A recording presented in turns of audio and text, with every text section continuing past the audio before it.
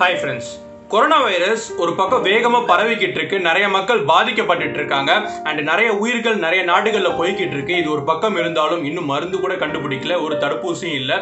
And இது ஒரு பக்கம் இருந்தாலும் முஸ்லிம்ஸ் இஸ்லாமியர்களுக்கு ரொம்ப முக்கியமான ஒரு மாதம் இது. அதாவது ஒரு இம்பார்ட்டன்டான ஒரு மந்த் அப்படின்னே சொல்லலாம். அதாவது ரம்ஜான் ரமலான் அப்படின்னு அழைக்கப்படுற ஒரு ஈகை திருநாள் அப்படிங்கிற ஒரு பண்டிகைக்காக 30 நாள் கிட்டத்தட்ட நோன்பு இருந்து ஒரு எச்சி கூட முழுங்கக்கூடாது அப்படிங்கிற ஒரு அளவுக்கு இறைவனுக்காக காட்காக ஒரு கடுமையான ஒரு பிரார்த்தனை மூலியமா இந்த நோன்பு அவங்க இருக்காங்க. சரி, எந்த கலாச்சாரம் இது, எந்த பண்பாடு இது, எதுக்காக இவங்க எல்லாம் நோன்பு இருக்காங்க அண்ட் ரம்ஜான் எதனால கொண்டாடப்படுது, இந்த மாதிரி A to Z ரம்ஜான் பத்தின எல்லா விஷயத்தையுமே இந்த வீடியோல பார்க்க போறோம். வாங்க பார்க்கலாம். ரம்ஜான் ரமலான் அப்படின்னு அழைக்கப்படுற ஈகை திருநாள் இஸ்லாமியர்களுக்கு ஒரு முக்கியமான பண்டிகை அப்படின்னு தான் சொல்லி ஆகணும். அதாவது இரு பெரும் பண்டிகைகள்ல இதுவும் ஒண்ணு. அது என்ன இரு பெரும் பண்டிகைகள் அப்படின்னு கேட்டீங்கன்னா, இன்னொன்னு பக்ரீத்னு சொல்லுவாங்க. நீங்க கண்டிப்பா கேள்விப்பட்டிருப்பீங்க. அதுக்கு இன்னொன்னு தமிழ்ல என்ன சொல்லுவாங்கன்னு கேட்டீங்கன்னாக்கா ஹஜ் பெருநாள் அப்படின்னு சொல்லுவாங்க. இது நோன்பு பெருநாள் அப்படின்னு சொல்லுவாங்க. சரி, அது என்ன பெருநாள் அப்படின்னு நீங்க கேக்குறீங்க. பெருநாள் அப்படிங்கிறது எப்படி வந்துச்சு அப்படின்னு கேட்டீங்கன்னா, இப்போ எக்ஸாம்பிளுக்கு முஸ்லிம்ஸ்லாம் ரம்ஜான் பண்டிகை அப்பவும் கூட அண்ட் பக்ரீத் பண்டிகை வந்தாலும் கூட ஒருத்தருக்கு விஷ் பண்ணிப்பாங்க. அது எப்படின்னாக்கா ஈத் முபாரக் அப்படின்னு சொல்லிட்டு விஷ் பண்ணுவாங்க. நீங்க கேள்விப்பட்டிருப்பீங்க. சோ அந்த ஈத் அப்படிங்கிறதுக்கு தமிழ் அர்த்தம் என்னன்னு கேட்டீங்கன்னா கொண்டாட்டம், அப்படி இல்லாட்டி திருநாள், இல்லாட்டி பெருநாள் அப்படின்னு சொல்லுவாங்க. சோ அதனாலதான் பக்ரீத் தமிழ்ல ஹஜ் பெருநாள் அப்படின்னு சொல்லுவாங்க. ஹஜ் அப்படின்றது அந்த நாட்கள்ல தான் ஹஜ்ஜுக்கு போவாங்க இஸ்லாமியர்கள். மெக்கா மதீனாக்கு போவாங்க, சவுதி அரேபியால இருக்கு இல்லையா. ஸோ அங்க ஹஜ்ஜுக்கு போவாங்க. ஸோ அதனால ஹஜ் பெருநாள் அப்படின்னு சொல்லுவாங்க. இது நோன்பு பெருநாள் அப்படின்னு சொல்றாங்க.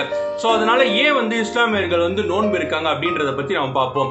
அதாவது கிட்டத்தட்ட 30 நாள் கிட்ட இஸ்லாமியர்கள் இந்த காலகட்டத்தில் ரமலான் மாதத்துல நோன்பு இருக்காங்க. இந்த நோன்பு இருந்ததை வெற்றிகரமா நாங்க முடிச்சிட்டோம் அப்படிங்கறத சந்தோஷமா கொண்டாடுறதுக்காக தான் ரம்ஜான் பண்டிகையை அவங்க கொண்டாடுறாங்க.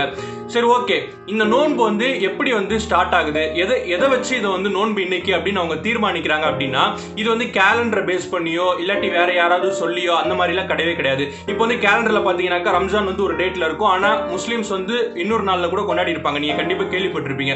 அது எப்படின்னாக்கா வானத்துல இருக்கிற அந்த பிறையை வச்சுதான் கணக்கிடுவாங்க.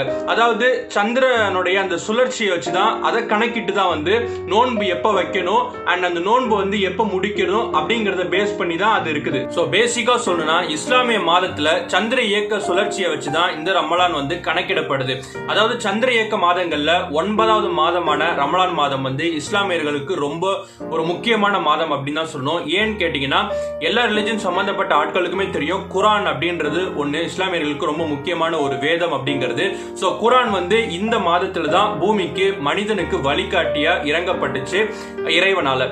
அண்ட் முகமது நபிகள் நாயகம் உங்களுக்கு தெரிஞ்சிருக்கும் நினைக்கிறேன். அதாவது இஸ்லாம்ல நிறைய நபிமார்கள் இருக்காங்க, நிறைய நபிகள் இருக்காங்க. இங்கிலீஷ்ல ப்ராப்பர்ட் அப்படின்னு சொல்லுவாங்க. சோ நிறைய ப்ராப்பர்ட் இருக்காங்க. அதுல ஒரு நபி தான் முகமது நபி. சோ அவருக்கும் குரானை வெளிப்படுத்தின ஒரு மாதம் இந்த மாதம் தான். சோ நோன்பு எப்ப வைக்கணும் அப்படிங்கறத ரம்ஜான் மாசத்துல அந்த சந்திர இயக்க சுழற்சியை வச்சு வானத்துல அந்த பிறைய வச்சுதான் கணக்கிட்டு ஓகே இன்னைக்கு நம்ம நோன்பு இருக்கணும் அப்படின்னு சொல்லி கணக்கிட்டு நோன்பு இருக்க ஆரம்பிக்கிறாங்க. சரி, எப்போ இது முடியுது அப்படின்னு கேட்டீங்கன்னா கிட்டத்தட்ட ஒரு 30 days அப்படின்னு சொல்லியிருப்பேன். ஆனா இது முடிக்கிறதுக்குமே அந்த பிறையை பார்த்து தான் முடிப்பாங்க. அதாவது செவ்வால் மாதத்தினுடைய தலைப்பிறை அந்த வானத்துல பார்த்த உடனே தென்பட்ட உடனே தான் அந்த நோன்பை முடிச்சுட்டு ரம்ஜான் பண்டிகையை அவங்க கொண்டாட ஆரம்பிப்பாங்க. சோ இந்த மாதிரி நோன்பு இருக்கிறது பாத்தீங்கன்னா அண்ட் இன்னொரு விஷயத்தை நான் சொல்ல மறந்துட்டேன். அது என்னன்னு கேட்டீங்கன்னா, என்ன இருக்கு ரம்ஜான் மாதம் ஷவ்வால் மாதம் அப்படின்னு சொல்றீங்களே. இப்போ இங்கிலீஷ்ல எப்படி ஜனவரி, பிப்ரவரி, மார்ச், ஏப்ரல் இருக்கு. அதே மாதிரி இந்துஸ்க்கு எப்படி ஆடி, ஆவணி, புரட்டாசி, ஐப்பசி இருக்கு. அதே மாதிரி முஸ்லிம்களுக்கும் ரம்ஜான் மாதம், முஹரம் மாதம் அண்ட் ஷவ்வால் மாதம்னு இந்த மாதிரி மாதங்கள் இருக்குது. சோ அண்ட் இன்னொரு விஷயம் சொல்லணும். இந்த மாதிரி நோன்பு வைக்கிறது எதுக்குன்னு கேட்டீங்கன்னா, பசிச்சிருக்கிறதுக்காகவும் இல்லாட்டி தாகமா நம்மளுக்கு இருக்கணும் அப்படிங்கிறதுக்காகவோ கிடையவே கிடையாது. நம்மள நம்ம சோதிச்சு பார்க்கணும் அப்படிங்கிறதுக்காக கிடையாது.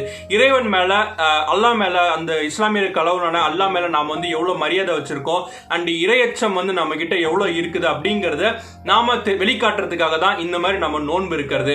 சரி, இந்த நோன்பு எப்போதுல இருந்து எப்போ வரைக்கும் வைக்கிறாங்க? அதாவது ஒரு நாள் நம்ம எடுத்துக்கிட்டோம் அப்படின்னா எப்போ நோன்பு வச்சுட்டு அந்த நோன்பை எப்போ பினிஷ் பண்றாங்க, திறக்கிறாங்க அப்படிங்கிற டைமிங் சொல்லணும் அப்படின்னாக்கா, அதாவது சூரியன் உதிக்கிறதுக்கு முன்னாடி, விடிய காலையில சூரியன் உதிக்கிறதுக்கு முன்னாடி அப்ப டைமிங் என்ன இருக்கும்? ஒரு 3:30 இல்லாட்டி 3:15 அப்படிதான் இருக்கும்.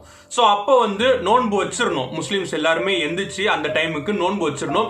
அந்த நேரத்துக்கு பேர் என்ன சொல்லுவாங்கன்னா சஹர் அப்படின்னு சொல்லுவாங்க.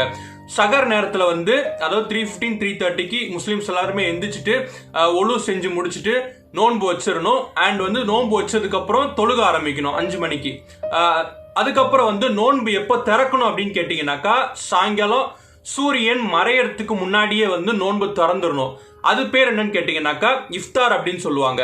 ஸோ சகர் வைக்கிறது, அதாவது நோன்பு வைக்கிறது வந்து விடியற்கால சூரியன் உதிக்கிறதுக்கு முன்னாடி, நோன்பு திறக்கிறது வந்து சாயங்காலம் சூரியன் மறையறதுக்கு முன்னாடி. அந்த டைமிங் எப்படி இருக்கும்னாக்கா ஒரு 6:20 அண்ட் 6:30 அந்த மாதிரி இருக்கும். ஒரு மாசம் முழுக்க பசிச்சிருந்தோம், தாகமா இருந்தோம், அவங்க புலன்களை கட்டுப்படுத்தி இறைவனுக்காக நோன்பு இருந்து அந்த மகிழ்ச்சியா நாங்க நோன்பு இருந்துட்டோம் அப்படின்னு, ஒரு மாசம் ஃபுல்லா நாங்க வந்து வெற்றிகரமா நோன்பு இருந்துட்டோம் அப்படிங்கிற ஒரு மகிழ்ச்சியையும் சந்தோஷத்தையும் வெளிப்படுத்துறதுக்காக தான் அந்த ரம்ஜான் பண்டிகை அவங்க கொண்டாடுறாங்க.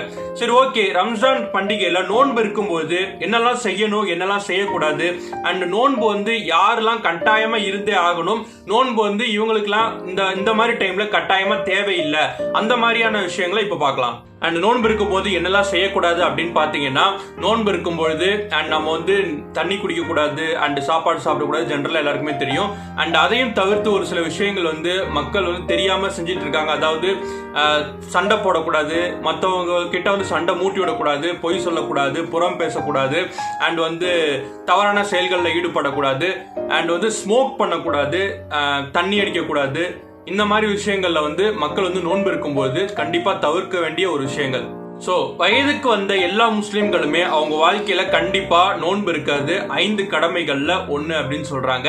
கண்டிப்பா எல்லா முஸ்லிம்களுமே அவங்க வாழ்க்கையில நோன்பு இருக்கணும். அண்ட் நோன்பு இருக்க இந்த டைம்ல தேவையில்லை அப்படின்னு ஒரு சில காரணங்கள் வந்து ஒரு சிலருக்கு இருக்கு. அது என்னன்னு கேட்டீங்கன்னா, நோய்வாய்ப்பட்டவர்கள் அண்ட் டிராவல்ல போறவங்க அண்ட் கர்ப்பிணி பெண்கள் அண்ட் குழந்தைக்கு பால் கொடுக்கறவங்க அண்ட் தீராத நோய் இருக்கிற ஆட்கள் அண்ட் வந்து பீரியட்ஸ் இருக்கிற பெண்கள், மாதவிடாய் காலங்கள்ல இருக்கிற பெண்கள் அண்ட் இவங்களுக்குலாம் வந்து நோன்பு வந்து தேவையில்லை அப்படின்னு சொல்றாங்க. இந்த மாதிரி நேரங்கள்ல நீங்க நோன்பு வந்து வைக்க வேண்டிய அவசியம் இல்லை அப்படின்னு சொல்லியிருக்காங்க.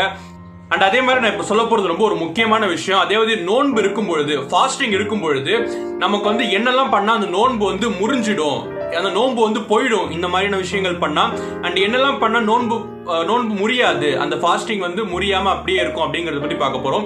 நிறைய பேர் தப்பா புரிஞ்சிட்டு இருக்காங்க. ஃபார் எக்ஸாம்பிள், இப்ப நான் சொல்ல போறது கொஞ்சம் ஒரு மாதிரியா இருக்கும். நிறைய பேருக்கு ஆண்களுக்கு வந்து தூக்கத்துல வந்து விந்து வெளியேறது, அதாவது ஸ்பெர்ம் வந்து லீக் ஆகுறது தூக்கத்துல, அண்ட் வந்து அப்படி ஆச்சுனாக்கா நோன்பு முறிஞ்சிடும் அப்படின்னு சொல்றாங்க. கண்டிப்பா நோன்பு முறியவே முடியாது. ஏன்னா அவங்களுக்கே அது தெரியாம தூக்கத்துல அது லீக் ஆகுறது. நோன்பு வச்சதுக்கு அப்புறம் தூக்கத்துல ஸ்பெர்ம் வெளியே வந்துருச்சு, விந்து வந்து வெளியேறிடுச்சு, ஆணுடைய உடம்புல இருந்து, ஆண் உறுப்புல இருந்து விந்து வெளியேறிடுச்சு அப்படின்னாக்கா அந்த நோன்பு வந்து முறியாது. நோன்பு வந்து கட்டாயமா வைக்கலாம் அப்படின்னு சொல்றாங்க. அண்ட் வந்து இந்த மாதிரி நோன்பு நம்ம இருக்கும் பொழுது மனைவி கூட கணவன் வந்து சேரக்கூடாது, அதாவது செக்ஷுவல் இன்டர்கோர்ஸ்ல வந்து ஈடுபடக்கூடாது. கணவன் மனைவி நோன்பு இருக்கும் பொழுது, நோன்பு திறந்ததுக்கு அப்புறம் கண்டிப்பா வந்து அவங்க இருக்கலாம், அது அவங்கவுங்க விருப்பம். அண்ட் நோன்புல இருக்கும் பொழுது கணவன் மனைவி உறவுல வந்து ஈடுபடக்கூடாது, இது ஒரு விஷயம். அண்ட் இன்னொரு விஷயம் என்னன்னு கேட்டீங்கன்னாக்கா, தெரியாம நாம வந்து தண்ணி குடிச்சிட்டோம், நோன்பு வச்சுட்டு ஃபாஸ்டிங் வச்சுட்டு நமக்கே தெரியாம நம்ம தண்ணி குடிச்சிருவோம் சில நேரம். அண்ட் நமக்கே தெரியாம எதையாவது சாப்பிட்டுருவோம். அப்பதான் தெரியும், ஐயோ நோன்பு வச்சிருக்கோமே, நம்ம சாப்பிட்டோமே, தண்ணி குடிச்சிட்டோமே. அப்படிலாம் பயப்படவே தேவையில்லை. அந்த மாதிரி குடிச்சிட்டாலும் சாப்பிட்டுட்டாலும் நோன்பு முறிய போறது கிடையாது. அண்ட் வந்து அந்த அல்லாஹ் தான், இறைவன் தான் வந்து அவங்களுக்கு அந்த நேரத்துக்கு அந்த சாப்பாட்டையும் தண்ணியும் கொடுக்குறான் அப்படின்னு சொல்லிட்டு இஸ்லாமியர்கள் சொல்றாங்க. அண்ட் அப்படி பண்ண நோன்பு முடியாது. நோன்பு நேரத்துல உடலுறவு வச்சுக்க கூடாது. அண்ட் வந்து நோன்பு நேரத்துல வந்து இந்த மாதிரி தூக்கத்துல விந்து வெளியேறிட்டா அந்த நோன்பு வந்து முறியவே முடியாது. சொல்றேன்னு தப்பா நினைக்க வேணாம். ஒரு சிலர் இருப்பாங்க, அதாவது நோன்பு வச்சிருவாங்க, ஆனா யாருக்குமே தெரியாம வேணும்னே போயிட்டு சாப்பிட்டுட்டு நோன்பு முறிச்சிருவாங்க, வேணும்னே நோன்பு முறிப்பாங்க. அப்படிலாம் பண்றதுலாம் மிகப்பெரிய ஒரு பாவம் அப்படின்னு இஸ்லாம்ல சொல்றாங்க.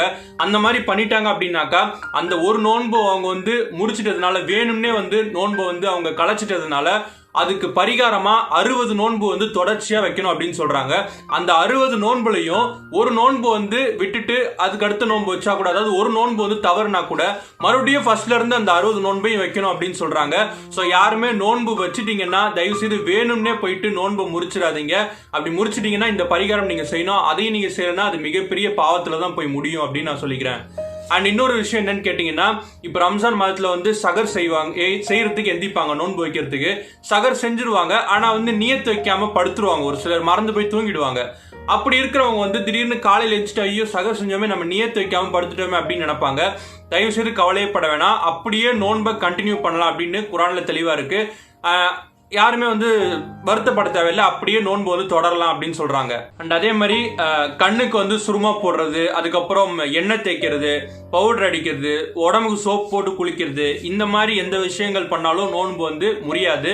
ஸோ இதெல்லாம் வந்து தைரியமா பண்ணலாம். அதே மாதிரி சிகரெட் ஸ்மோக் பண்றது, ஸ்மோக் நிறைய பேர் பண்ணுவாங்க நோன்பு வச்சுட்டு. ஸ்மோக் பண்றதுனால என்ன ஆகிட போது, புகை தானே உள்ள போயிட்டு வெளியே வருதுன்னு. தயவு செய்து அதெல்லாம் பண்ணவே பண்ணாதீங்க.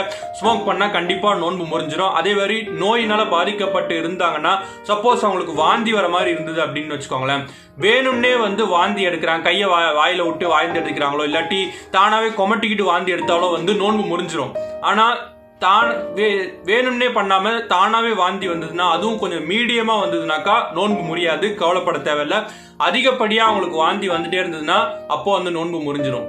ஸோ தெரியாம பண்ற எந்த ஒரு காரியமும் நோன்பு நேரத்துல செஞ்சீங்கன்னா அது நோன்பு முறிக்காது. தெரிஞ்சே செய்யற எந்த ஒரு தப்பும் ஒரு காரியமும் வந்து நோன்பு முறிச்சிடும். அதுக்காக ஒரு சில விஷயங்கள் இருக்கு, அதெல்லாம் வந்து தெரியாம யாரும் பண்ண மாட்டாங்க, தெரிஞ்சதான் பண்ணுவாங்க. ஃபார் எக்ஸாம்பிள் ஸ்மோக் பண்றதெல்லாம் வந்து தெரியாம பண்ணேன்னு சொல்லவே முடியாது.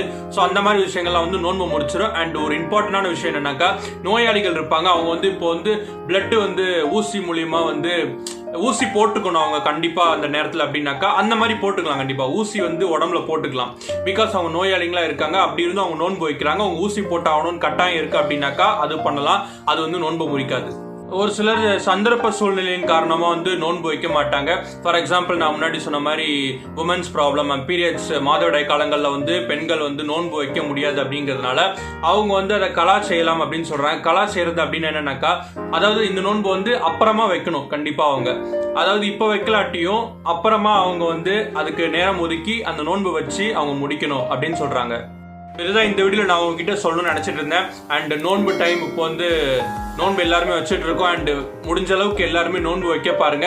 அண்ட் சிறுவர்களா இருந்தாலும் சிறுமிகளா இருந்தாலும் அது சின்ன குழந்தைங்களா இருந்தாலுமே சரி, நோன்பு வைக்கிறதுக்கு சொல்லுங்க, அவங்கள வந்து பழக்கப்படுத்துங்க. அண்ட் வந்து முடிஞ்ச அளவுக்கு வைக்க முடியாத சந்தர்ப்பம் இருந்தாலும், நோன்பு வந்து முறிஞ்சிருச்சு அப்படின்னாலும், இல்ல நீங்க வேணும்ட்டே முறிச்சிட்டீங்க அப்படின்னாலும், அண்ட் உங்களுக்கு வந்து நோய்வாய்ப்பட்டவங்க இல்லாட்டி வேற ஏதாவது சம் ப்ராப்ளம்ஸ் எங்களால் வைக்க முடியலன்னா கூட அந்த நோன்பு வந்து எந்த காரணமா இருந்தாலும் கலா செய்யுங்க. கலா செய்யறதுனா நான் முன்னாடியே சொன்னேன், அந்த நோன்பு வந்து இப்போ வைக்க முடியலன்னா கூட அப்புறமா அதை வந்து வைங்க, நியத்து வச்சு நோன்பு வைங்க அப்படின்னு நான் சொல்றேன். அண்ட் இப்போ நான் பேசிட்டு இருக்கேன், நானும் நோன்பு தான் வச்சிருக்கேன். அண்ட் இப்போ வந்து இஃப்தார் டைம் நெருங்கிட்டு இருக்கு, நான் நோன்பு திறக்க போகணும். அண்ட் முடிஞ்ச அளவுக்கு இந்த வீடியோ எல்லாருக்கும் ஷேர் பண்ணுங்க. அண்ட் இந்த சேனல் பிடிச்சிருந்துச்சுன்னா சப்ஸ்கிரைப் பண்ணுங்க. அண்ட் எல்லாருமே இஸ்லாமியர்கள் யாராவது இந்த வீடியோ பார்த்துட்டு இருந்தீங்கன்னாக்கா எல்லாரும் நோன்பு வைங்க. அண்ட் இந்த வீடியோடைய கருத்துக்களை கீழே இருக்கிற கமெண்ட் செக்ஷன்ல சொல்லுங்க. வேற ஏதாவது வீடியோ வேணும்னு நினைச்சீங்கனாலும் அதையும் கமெண்ட் செக்ஷன்ல சொல்லுங்க. என்ன வேற ஏதாவது சோஷியல் மீடியாஸ்ல நீங்க ஃபாலோ பண்ணணும் அப்படின்னு நினைச்சீங்கன்னாக்கா ஃபேஸ்புக், இன்ஸ்டாகிராம், ட்விட்டர் லிங்க்லாம் நான் கீழே இருக்கிற டிஸ்கிரிப்ஷன்ல லிங்க் கொடுத்துருக்கேன். அதுக்குள்ள போனீங்கன்னா அக்கௌண்ட் வரும், நீங்க ஃபாலோ பண்ணிக்கலாம். ஸோ தேங்க்ஸ் ஃபார் வாட்சிங் this video and have great time. Thank you friends.